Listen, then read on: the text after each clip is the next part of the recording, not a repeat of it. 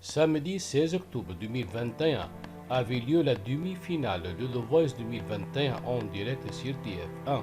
Les 15 candidats encore en lice ont tout donné pour se qualifier pour la finale, mais seulement 6 d'entre eux ont pu être sauvés par le public après la mise en place d'une nouvelle mécanique au suspense intenable. Après des semaines de compétition, l'étau s'est resserré d'un cran samedi 16 octobre 2021 pour les candidats encore en lice de cette édition All Stars de The Voice.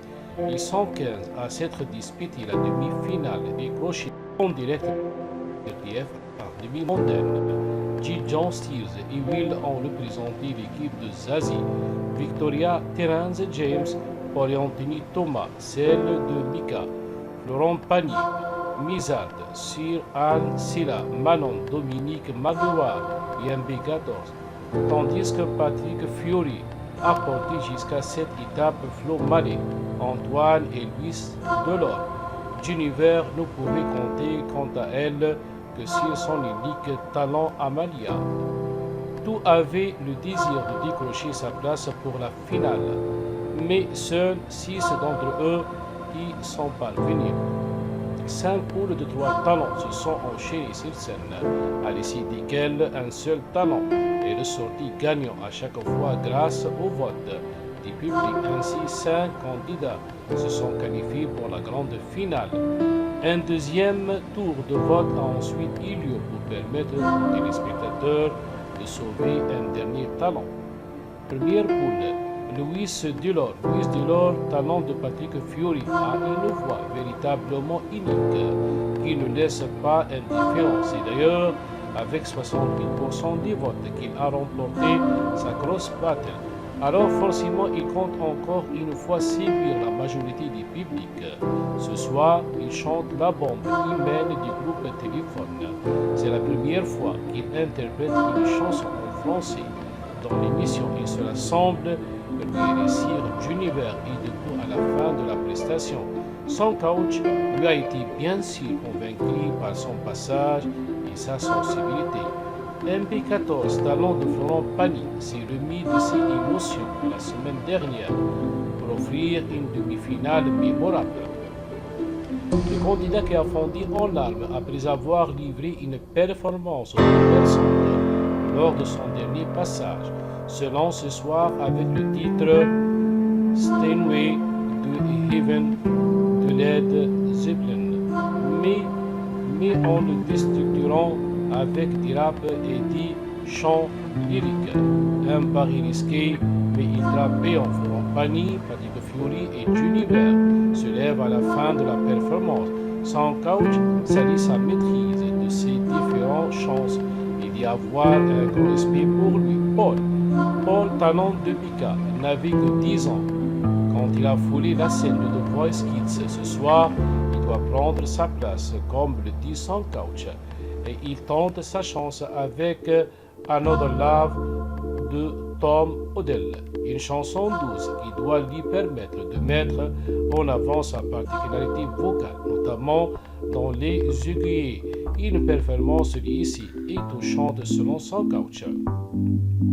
Un B14, talent de Florent Pagny, a remporté le plus de votes et est qualifié pour la finale. Deuxième poule, Amalia. Après des grosses battles chaotiques, Jennifer ne peut compter que sur Amalia pour espérer atteindre la finale. C'est donc le tout pour le tout, une pression supplémentaire pour Amalia, malgré sa voix tout à fait redoutable, pour se mettre le public dans la poche. Elle a mis une chanson qui lui tient particulièrement à cœur, Her Song de Michael Jackson, un morceau engagé dans lequel elle s'est totalement plongée. Corps et âme, Jennifer est fière d'elle et elle le peut. Patrick Fiori, Mika et sa coach se lèvent à la fin de sa performance et Jennifer est demi.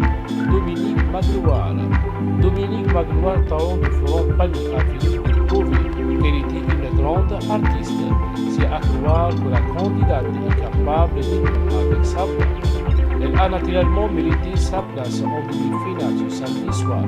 Elle chante I'm Kissing You de causerie en hommage à son papa qui est décédé. Inutile de dire que l'émotion était au rendez-vous et bien sûr la voix toujours impeccable, impossible de critiquer. Une telle performance d'ailleurs, elle n'a eu droit qu'à des compliments.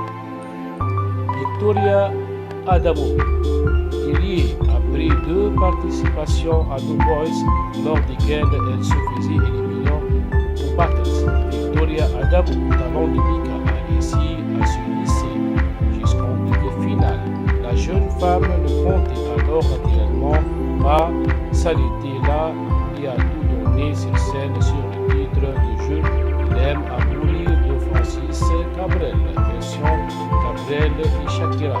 Elle était accompagnée sur scène de son papa qui jouait de la guitare. Il y a pas mal d'idées de sa voix, au point qu'elle semblait parfois cassée.